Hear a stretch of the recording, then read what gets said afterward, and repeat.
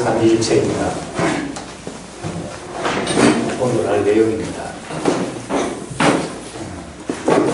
전통으로부터 자유로워지는 길은 전통을 버리는 것이 아니라 전통 속의 의미를 다시 발견하는 길이다. 그런 말이 있습니다.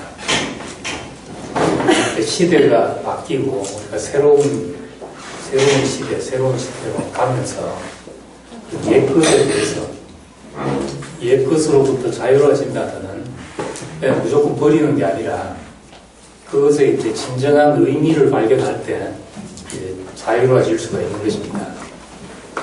그러니까 우리도 이제 늘 새로운 경험을 해가지만은 그 새로운 경험을 해가면서 옛것은 이게 아니다 이럴 필요가 없고 그 속에서 왜 그것을 말해왔는지를 왜 그것을 강조해 왔는지를 참된 의미를 발견하는 게 중요하죠.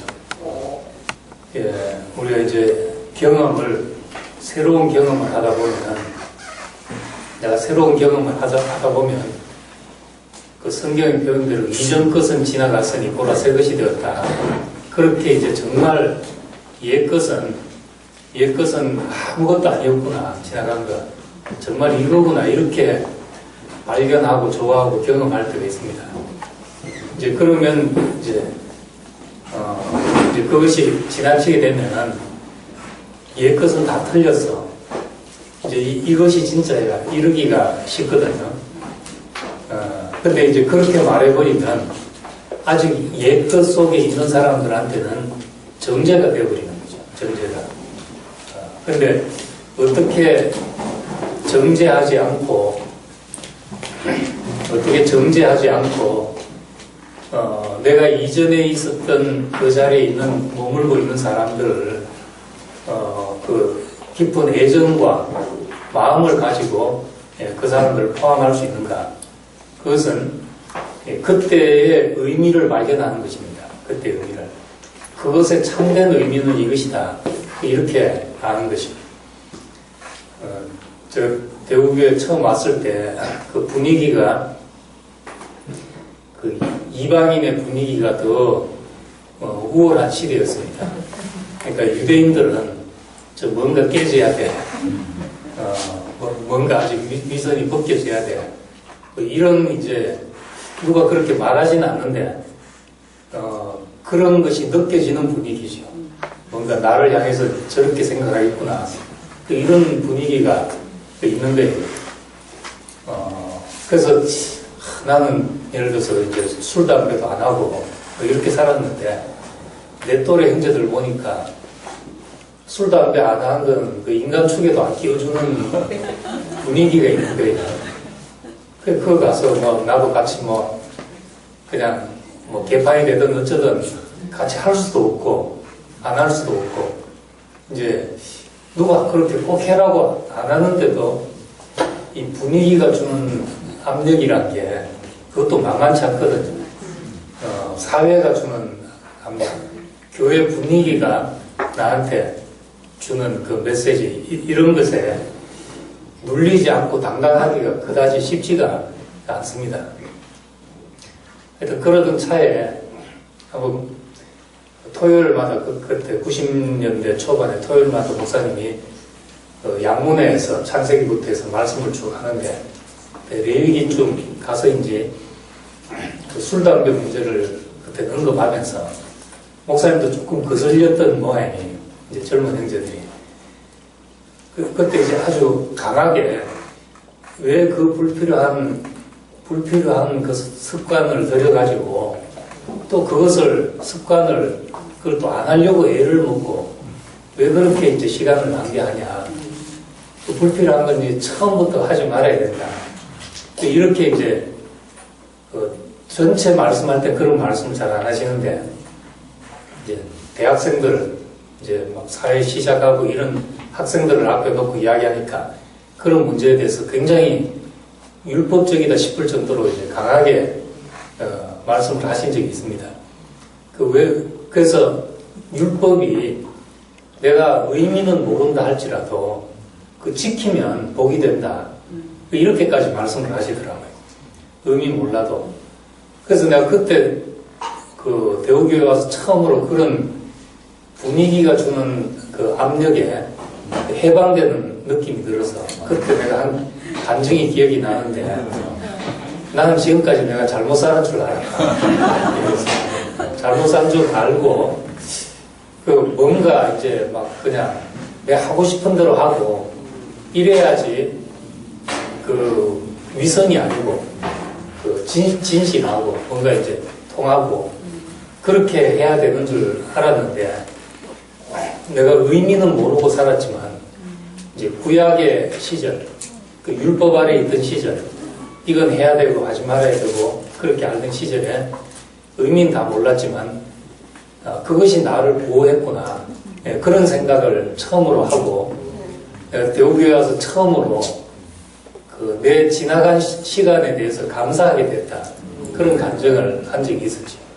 난 모르고 그렇게 살았고 지금 와서 보니까 그게 꼭 잘 산 것도 아니고 하지만은 그것이 나를 보호했구나 이 생각이 들어서 이제 감사하게 됐다 이런 이야기를 하게 됐어요.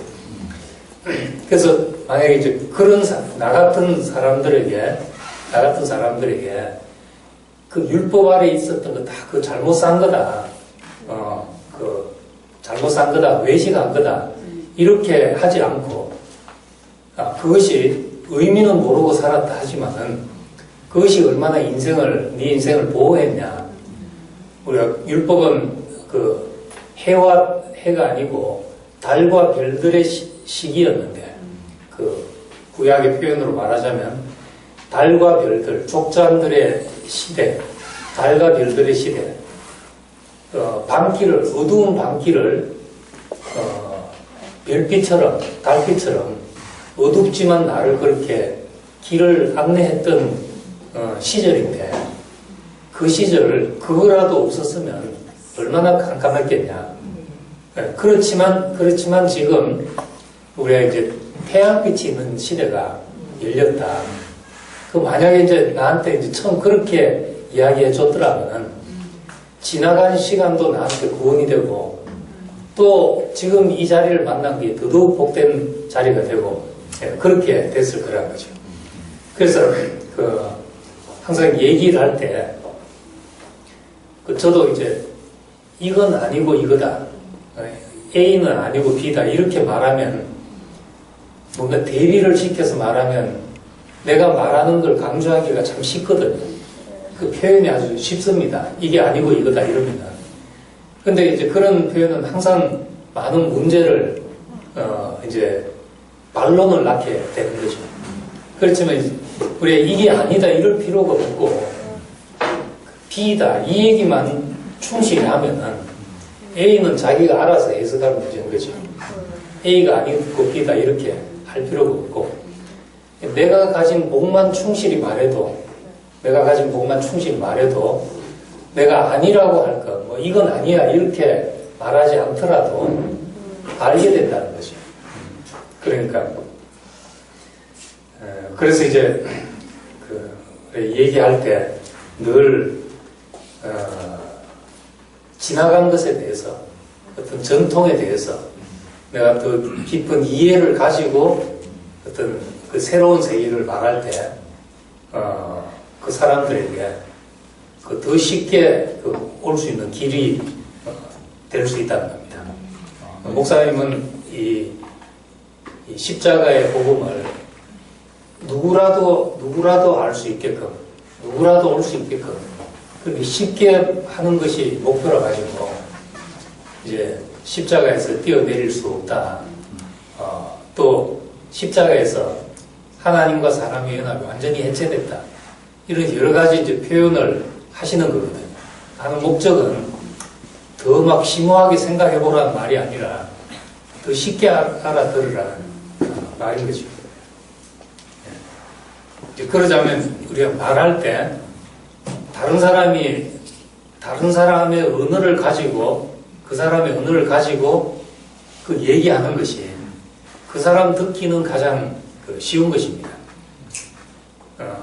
목사님은 얘기를 하실 때 보면 잘 듣고 나서 이야기를 하거든요.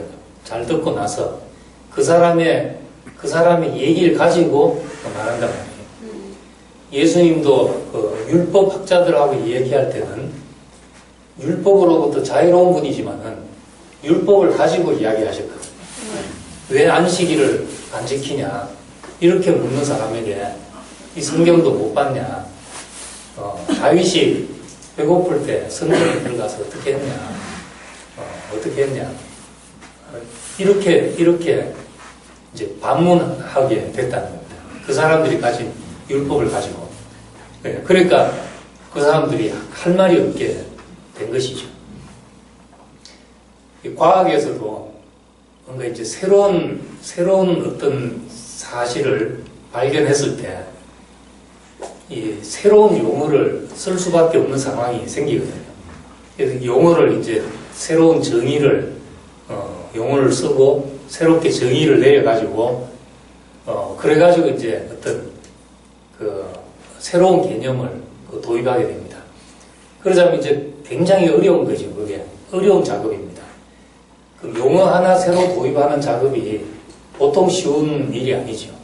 왜 그 용어를 써야만 하는지를 검증하고 증명하고 이렇게 해야 되는데 쉬운 방법은 쓰던 말을 새롭게 정의 내려가지고 쓰는 겁니다. 이미 쓰던 말을. 그러면 좀 더 이제 보편적으로 공감을 얻기가 쉬워지게 되는 거죠. 사랑을 했다. 사랑이란 말을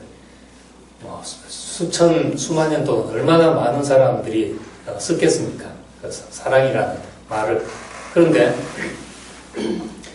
이 말을 예를 들어서 정말 내가 새로운 사랑을 경험하고 나서 목사님도 그렇게 이야기하셨잖아요. 내가 지금까지 한 번도 사랑하지 않았다.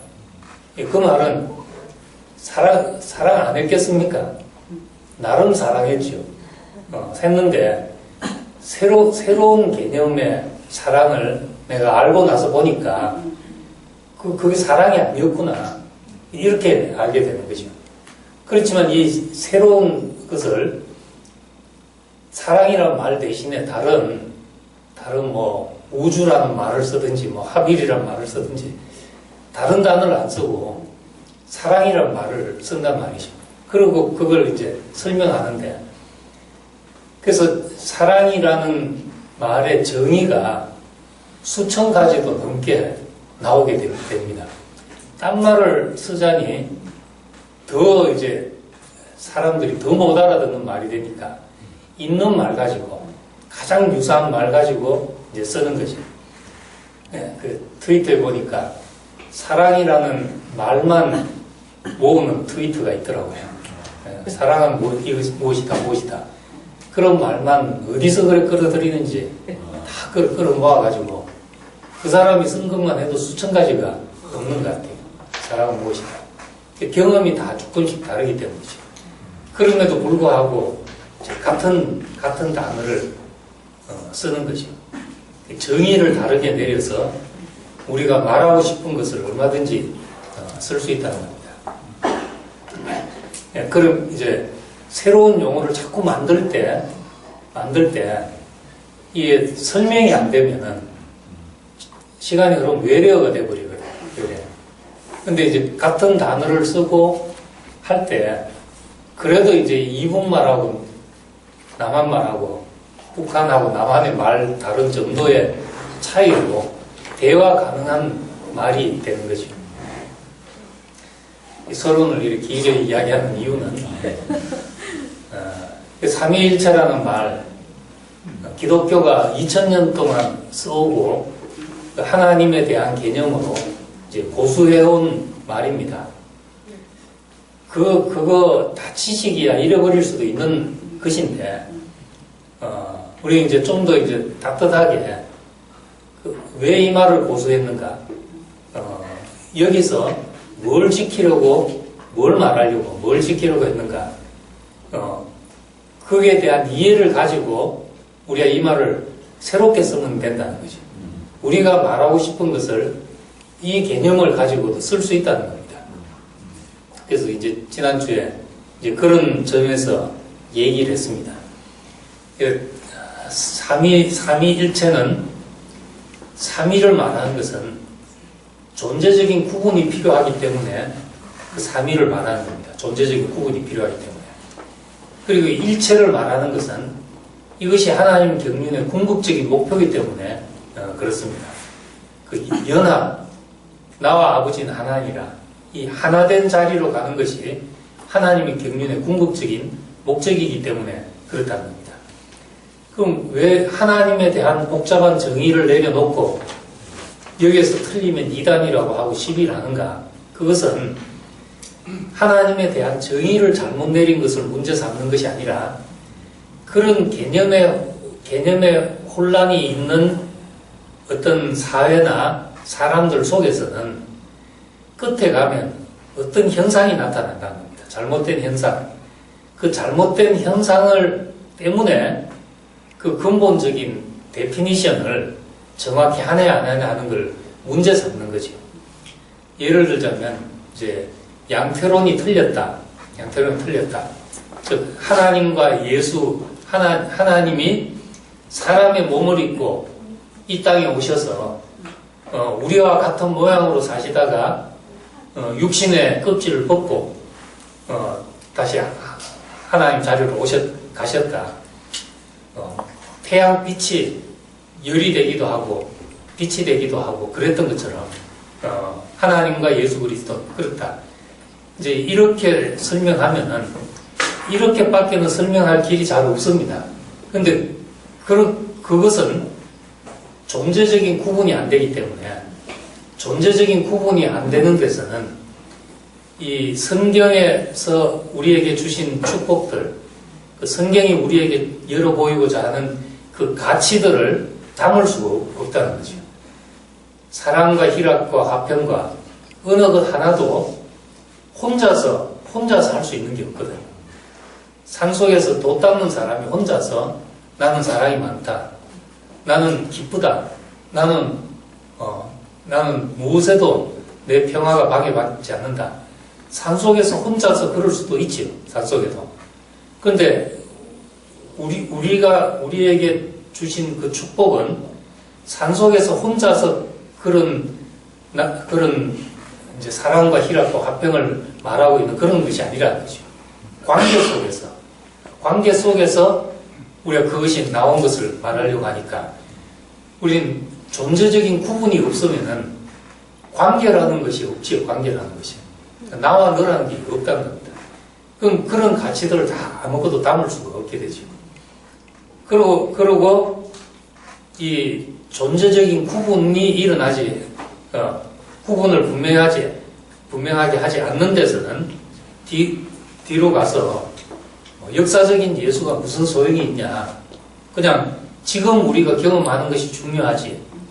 이렇게 돼버리고 역사적인 어떤 것이 중요하지 않게 되면은 물론 지금이 중요한데 그렇게 가다 보면은 나중에는 그냥 내 속에서 뭘 그리스도를 찾는 것과 구분이 없게 되는 거지. 그래 되면 이제 내가 그리스도다. 나중에 가면 내가 하나님이다. 이런 사람들까지 나오게 된다는 거예요. 이제 그것을 우려하는 거죠, 말하자면. 그래서 이제 기독교 신학의 출발은 하나님은 누구인가? 이제 절대 타자다. 어렵게 말하면 나와는 전적으로 다른 분이다. 이것이 이제 기독교 신학의 시작입니다. 하나님은 나와 전적으로 다른 분이다. 이제 이렇게 말하면 어려운데 우리는 어떻게 시작? 나는 피조물이다. 태초에 하나님이 천지를 창조하셨다. 나는 피조물이다. 다시 말해서 우리는 흙이다. 그 말은 내 속에는 생명이 없다는 것이잖아요. 내 속에. 생명은 밖으로부터 와야 된다. 씨는 밖으로부터 와야 된다. 우리도 이제 이게 굉장히 중요한 사실이잖아요. 이게 이제 이 사실이 흐려지면은 내 안에 신성이 있다. 내 안에 그리스도가 있다. 내 안에 신성이 있다. 이것과 혼란되게 된다는 겁니다. 동양 종교가 추구하는 것과 우리가 예수 안에서 얻는 것과 구분이 안 되는 것이죠. 구분이. 예. 그래서 우리 생명은 전적으로 바뀌어서 와야 된다 하는 것이 중요한데, 이런 모든 것을 다른 표현으로 해놓은 것이 이 삼위가 구분이 돼야 된다. 근본적으로 말하면 존재적인 구분이 있어야 된다는 거죠. 흙과 씨가 구분이 돼야 된 것처럼 창조자와 피조물, 신랑과 신부, 그리스도와 그의 몸, 이거는 하나이지만은 우선은 존재적으로 구분이 돼야지, 그 다음에 구분이 돼야 연합을 설명할 수가 있는 것입니다. 구분이 안 되면은 존재적인 구분이 안 되는 것을 합일이라고 그런다는 겁니다. 왜 신인 합일 이런 것을 뭐 잘못됐다고 경계하냐? 합일과 연합의 차이가 뭐냐? 그 말장난 아니냐? 그것이 아니라 존재적인 구분이 안 되면은 합일이 되어버리는데, 그렇게 되면은 다 우리 안에 신성이 있다. 그렇게 되면 2000년 전에 예수도 필요 없고 십자가에 못 박혀 죽으실 필요도 없고 그냥 내 죽음만 있으면 되는 거예요. 그러면 그것이 아니라는 거죠. 그런 세계와 이제 구분이 돼야 되는데, 우리는 그걸 이제 씨와 흙 안에는 씨가 없다. 본래부터 씨가 없다. 그 생명이 없고 생명 밖으로부터 와야 된다. 이렇게 말하지만, 뭔가 이제 그런 세계를 확실하게 말해 놓기 위해서 그 삼위 하나님이 구분된다는 이야기를 이제 하기 시작한 겁니다. 그래서 요한복음 때문에 삼위일체가 나온 것이거든요. 요한복음 10장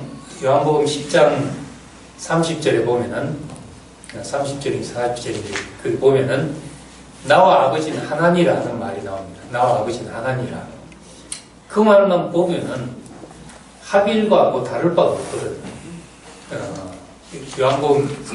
요한복음 합일과 다를 바가 없다. 또 조금 뒤에 14장에 가서 아버지를 한 번만 보여주면 좋겠습니다. 이렇게 하니까, 그렇게 하니까 나를 본 자는 아버지를 본 자다. 거기까지는 합일하고 어떻게 구별되냐를 말하기 어려워지는 거죠. 그런데 이제 뒤로 가면은 14장 뒤에 가면은 분명히 나를 본 자는 아버지를 본 자다 했는데, 그 말만 가지고 오해를 하기 때문에 그 14장 뒤로 가면 내 아버지는 나보다 크시다, 이 말을 하고 있다는 거죠. 그래서 이제 그 구분이 안 된 사람한테는 꼭 그 구절을 기억할 필요가 있죠. 내 아버지는 나보다 크시다. 내가 하나님이다, 이 말, 나와 아버지는 하나다, 이 말이 내가 하나님이다, 이 말과 다르다는 겁니다. 다르다는 거죠. 예수님은 내 아버지가 일하시니 나도 일한다. 내 아버지가 일하시니 나도 일한다. 이렇게 말했는데, 그걸 유대인들은 자기를 하나님을 친아버지라고 해서 하나님과 자기를 동등되게 여긴다, 이렇게 말했거든요. 근데 하나라는 말은 숫자적으로 한계라는 말도 아니고 동등이라는 말도 아닌 거지. 하나는 연합이거든, 연합. 이것이 이제 우리 이제 중요한 비밀인 거죠. 그래서 이제 꼭 구분돼야 된다 하는 걸 기억할 필요가 있고, 우리가 교회에서도 보면 이제 충만할 때 보통 이제 뭐 그런 감정을 예사롭게 지나가지만은 안테나 곤두세운 사람들한테는 그 포착이 되는 감정들이 있습니다. 여러분, 너무 충만할 때 나는 죽었습니다. 이젠 나는 없습니다. 나는 이제 없습니다. 나는 그리스도뿐입니다.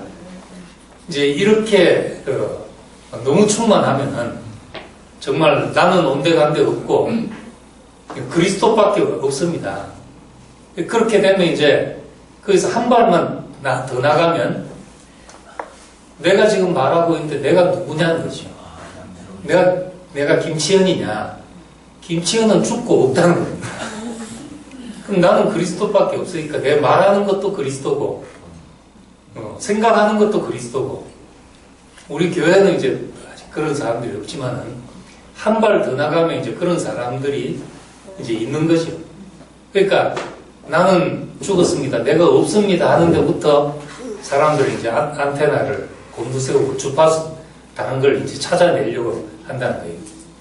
근데 우리는 나는 죽고 그리스도만, 이것이 우리의 고백이고 간증이지만은 내가 죽었다고 내가 없는 것이냐, 그런 건 아니거든요. 우리는 무아를 말하려는 게 아니란 겁니다. 나는 죽었지만 내 오감과 내 특성과 내 기질과 사실 다 있잖아요. 우리 교회 죽었다고 해서 다 똑같아집니까? 목소리 큰 형제는 여전히 목소리 크고, 조용한 형제는 여전히 조용하고, 그런 것이거든요. 그것이 다 죽었다고 똑같은 것이 나온 게 아니라는 겁니다. 뭐, 이제 접신한 사람들은 목소리까지 달라지잖아요. 이걸 이제, 그 종교적으로는 접신이라 하지만은, 이 정신의학과로는 다중인격이잖아요. 다중인격. 사람 똑같은 사람인데, 목소리와 전혀 다른 사람이 나온다는 거예요. 한 사람 안에서. 다중인격이죠, 그런 거는. 우리는 이제 그렇게 되는 세계가 아니라는 거죠. 막, 나는 죽었다고 해서 내 목소리와 행동까지 예수님 한 그대로가 나오냐. 그게 아니고, 내 목소리가 나오고, 내 기질이 그대로 있고, 다 그런 거죠. 나라는 것을 가지고 매일매일 살아간다는 겁니다. 나라는 것이 있지만은, 나는 죽고 그리스도만 하는 것은 연합을 이야기하는 것이지, 합의를 말하는 게 아니라는 거죠. 이제, 우리 교회 생활하는 데서는 이렇게까지 뭘 생각할 필요가 있냐 하지만은, 우리가 다른 사람에게 그리스도를 말할 때, 또 특별히 유사한 사람들을 만나서 뭔가 분별해야 할 때, 이런 문제가 이제 중요한 문제가 됩니다. 특별히 이제 우리 다른 교회들에서는 말씀을 듣고 뭐 불교를 기웃거릴 일이 별로 없거든요. 예를 들어서 뭐 구원받았다, 우리가 구원받았다 하고 막 충만하다고 해서 막 눈이 열려가지고 다른 종교 넘나들 필요가 없는데, 우리 교회에서는 뭔가 종교적인 특성이 벗겨지고 하면은 불교 말에도 공감하고 사람들이 굉장히 열리게 되죠. 딴 데서는 도사가 나올 일이 별로 없는데, 우리 교회에서는 잘못하면 도사가 될 수도 있는 소지가 있는 거예요. 그럼 뭐가 다른가? 우리 간혹 사랑방에서도 그런 논쟁이 생기고, 우리 교회에서도 그런 문제가 나오는데, 그 뭐가 다른지, 어디서 우리가 분별돼야 되는지, 이제 그 중요한 자리가 우리 삼위일체에 대한 그 깊은 이해로서 왜 우리는 존재적인 구분이 중요한가 하는 것을 이제 말할 수도 있어야 되는 거죠. 우리가 뭐 무아가 됐다고 해서 내 안에 신성이 다 있다. 내 안에 그리스도가 있다. 그래서 이제 목사님이 내 안에서 그리스도를 찾지 말고 그리스도 안에서 나를 찾아라, 이 말을 다시 하시게 된 거거든요. 옛날에는 처음에 요한복음 할 때는 내 안에 그리스도가 있고 그리스도 안에 내가 있고 다 말을 했지요. 그러다 보니까 이제 요한복음 그 말씀에서 헷갈리는 사람들이 생기는 거예요. 내 안에 그리스도가 다 있는데 나를 찾아서 떠나는 사람들이 생기는 거예요. 그래서 이제 뒤로 와서 내 안에서 찾지 말고 예수 안에서 나를 찾아라, 이 말을 하시는 겁니다. 왜 존재적인 구분이 돼야 되는가?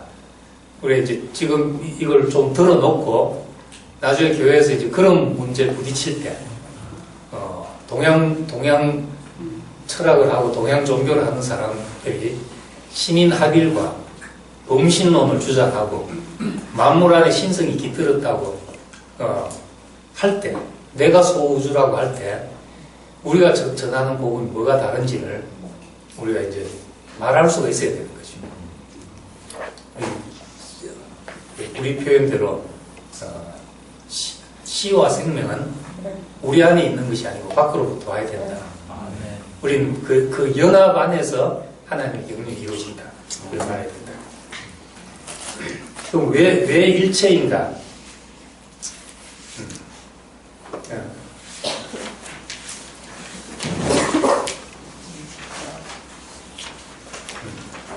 왜 일체인가?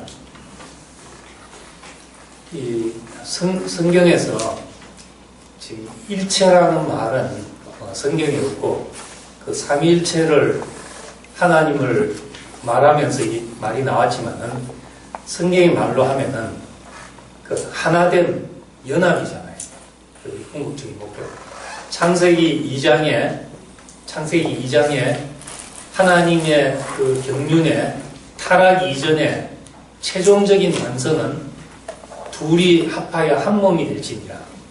연합이거든요.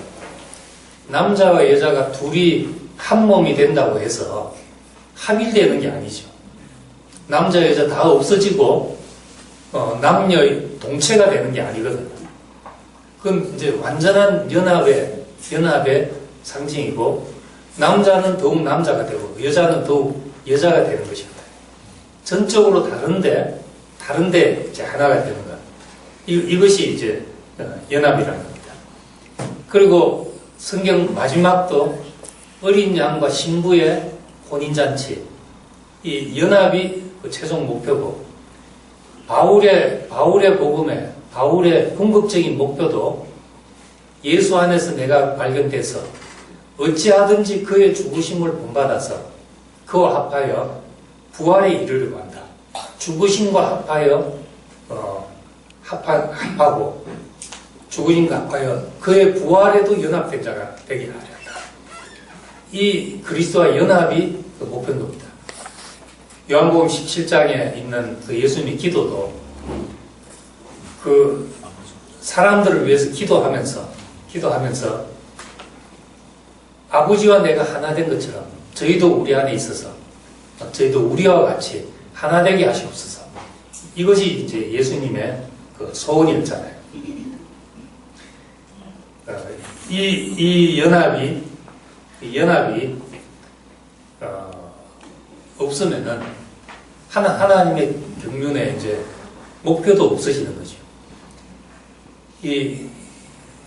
그래서 이제 보통 예수의 죽음을 대속으로만 이해하는 사람들은 나를 위해 죽었다.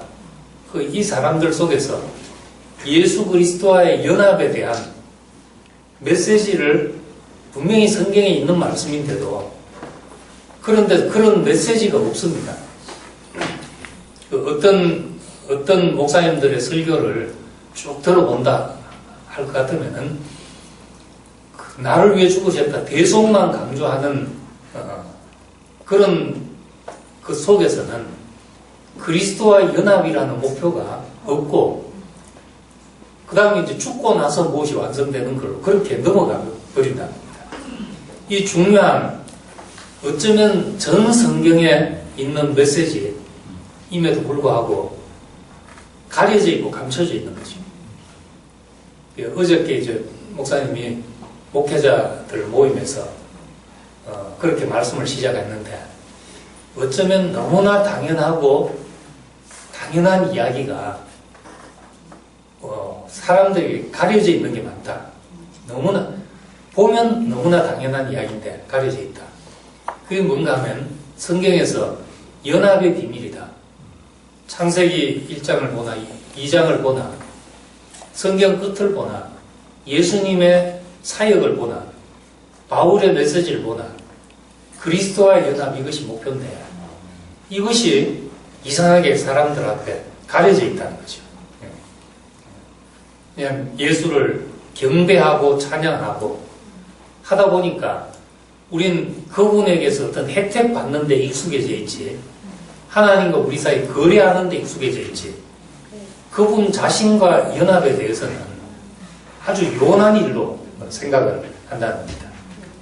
근데 지금 이제 삼위일체다.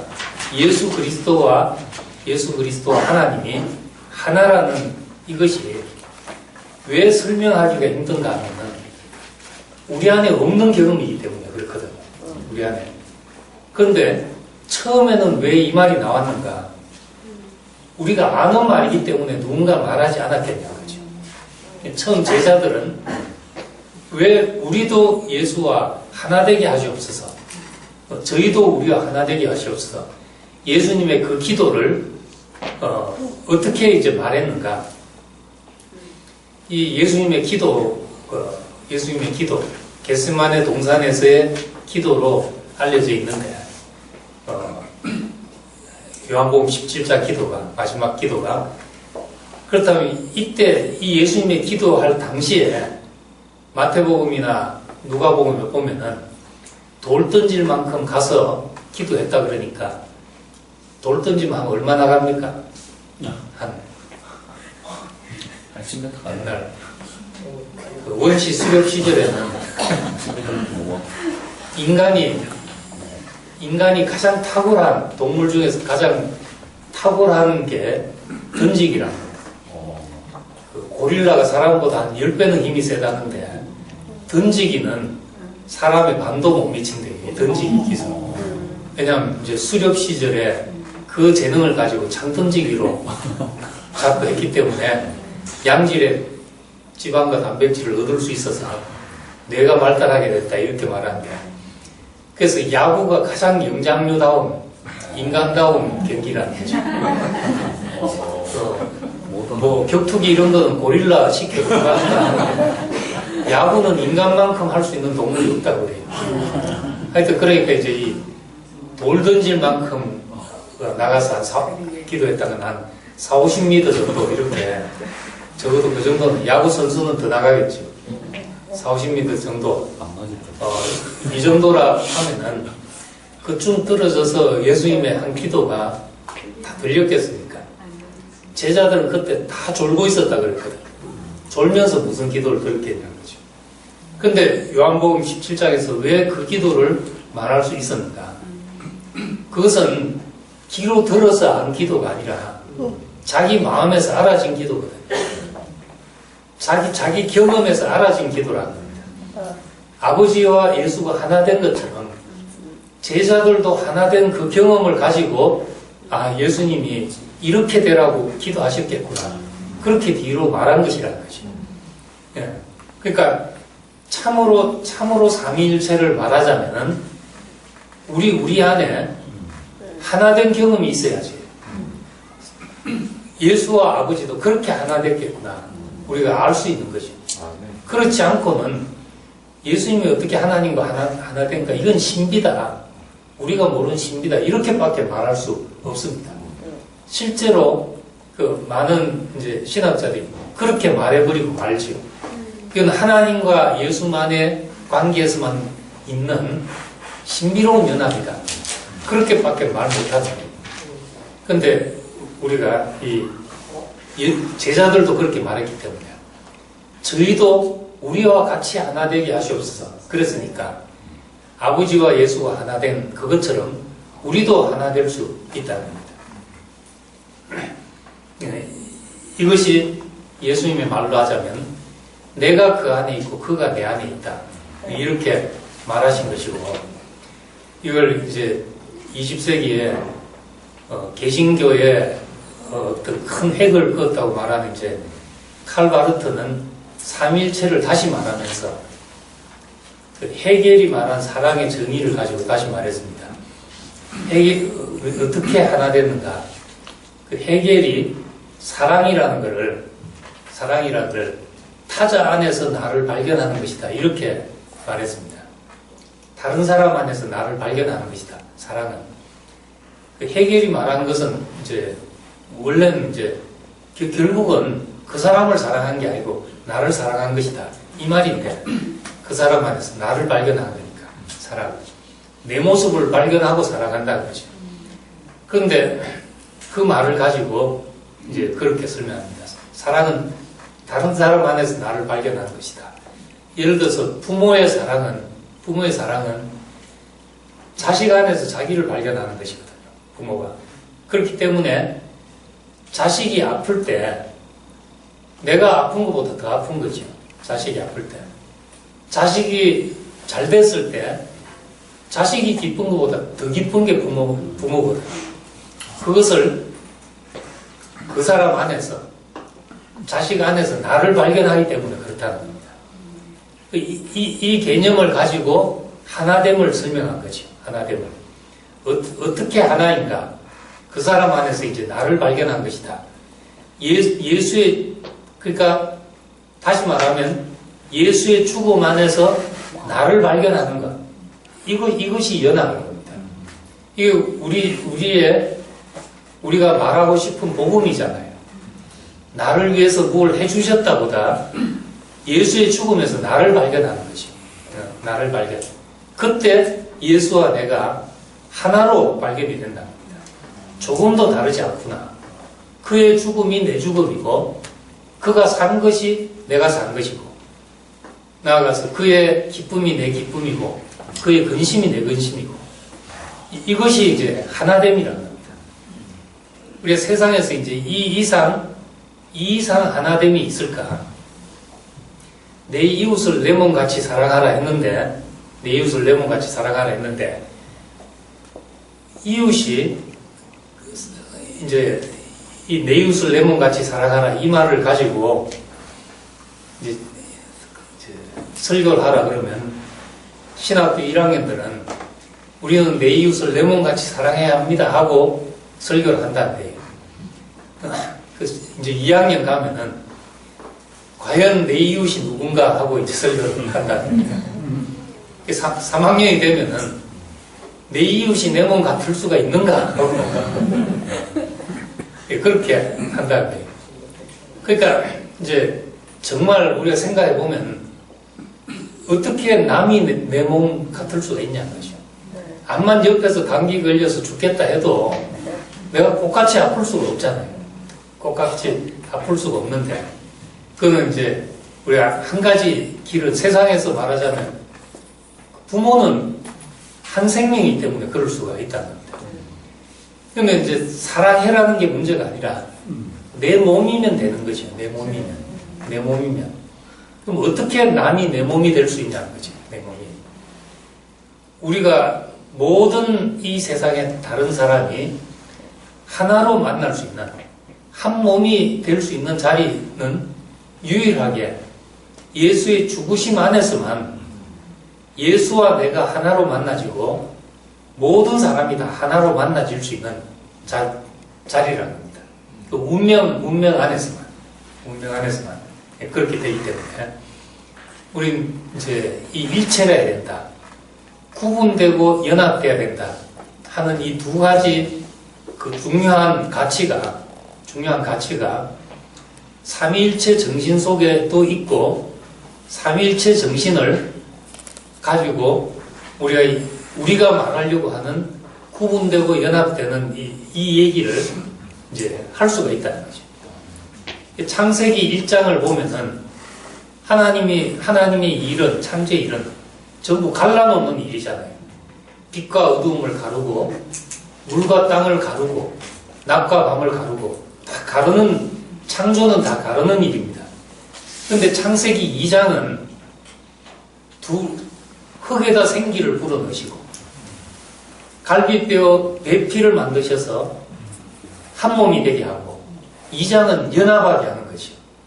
이 창세기 1장, 2장이 우리 원형이라면은, 첫째는 우리는 존재적인 구분이 확실히 있어야 되고, 둘째는 그 구분된 것이 연합돼야 하나님의 경륜을 완성하는 것이 된다는 겁니다. 그래서 이 두 가지가 확실하면 사실은 누가 뭐라고 해도 헷갈리지 않는 거죠. 내 안에 예수 그리스도가 있다. 내 안에 불성이 있다. 성령이 내주하셔서 인도한다 해도 말 되는 것 같기도 하고 안 되는 것 같기도 하고 이게 아니고 뭐가 문제인지를 정확하게 말할 수 있어야 되는 거죠. 존재적인 구분이 없으면은 이건 이제 기독교의 복음하고 관계없는 다른 길이라는 거예요. 그렇지만 또 다시 연합이 없으면 그건 아무것도 아닌 거지. 구분만 되고 끝나면은.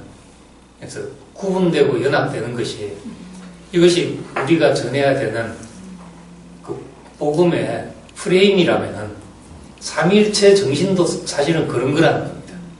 삼위로 구분되고 일체로 연합을 말하려고 하는 건 그런 거죠. 너무 어렵게 너무 근원적으로 말해놔서 그런 것이 아닙니다. 여기까지 하고 다음 주에는 십자가 안에서 계시된 하나님을 다시 보겠습니다.